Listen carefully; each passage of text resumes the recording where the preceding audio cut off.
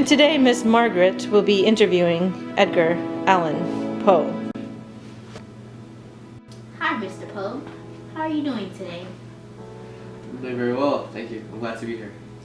Let me ask you, do you have any memories of your biological mom and dad? I was only one when my dad abandoned us, and only two when my mom died of tuberculosis. She was only 24. She was an actress. I have a picture I carry around with me. Okay, tell me a little bit about your adopted parents, Mr. and Mrs. Allen. Mrs. Allen was very nice to me. She encouraged me a lot. Mr. Allen was a tobacco merchant. He was a hard worker, but he did not treat Mrs. Allen very well. While she was sick and dying of tuberculosis, he should have been there for her like their marriage vows. But instead, he was having affairs in our house. This is why he sent me off to college. Oh my. Okay. Where did you go to college and how was your experience there? Well, funny story. I went to the University of Virginia. It was a wild school. There was a lot of parties. I wrote a lot of stories and created artwork, but I was financially struggling. Mr. Allen basically just gave me the funds to get to school.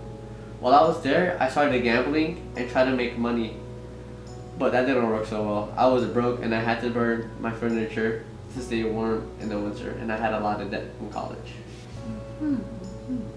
What did you do after college? I went to Boston and I enlisted in the army under the name of Edgar A. Perry, which is not my real name. I was a great soldier and I went up quickly in the highest rank. Then I went to West Point at the age of 20. I used my own money to publish 2 of my poetry books, but that was a sad time for me because Mrs. Allen had passed away from tuberculosis. I moved into my Aunt Maria's house because I had no other family. When did your writing really take off? When I was living with my Aunt Maria and my cousin Virginia, I started making money by selling some of my own writing. To help support them, I took a position as an editor for a newspaper. People there didn't like me very much because I gave harsh reviews.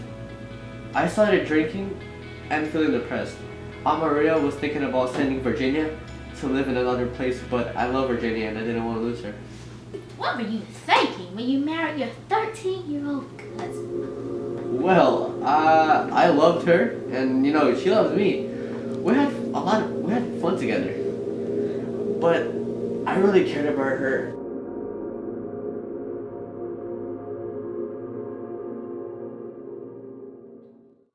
Well then, what were some of your biggest challenges in life? I lost all the women I cared about. I was abandoned by the men in my life. I became very depressed and started drinking way too much. But this is what helped me write. So my biggest challenge was, in a way, an opportunity for me. I was seeking answers and explanations to all my sadness and loss.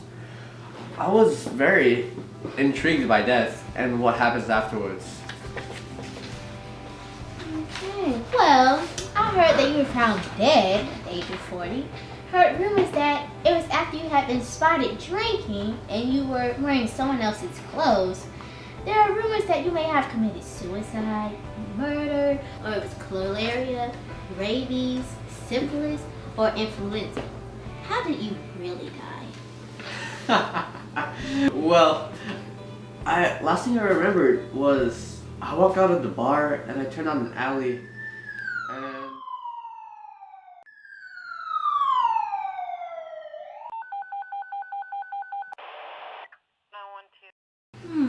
Okay.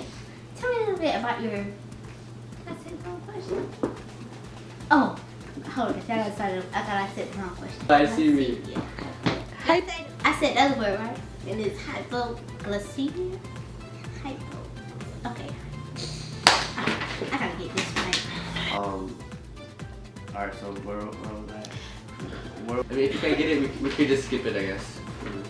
Yeah, I'm gonna skip that. Skip that word. Because cholera. Okay. How you say me? Glycemia is malaria. Cholera. Cholera. Glycemia. Okay.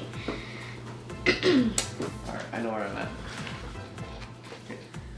I lost. Okay, I'm sorry. Okay. There are rumors that you may have committed suicide, been murdered, or it's cholera, hypoglycemia, rabies, syphilis.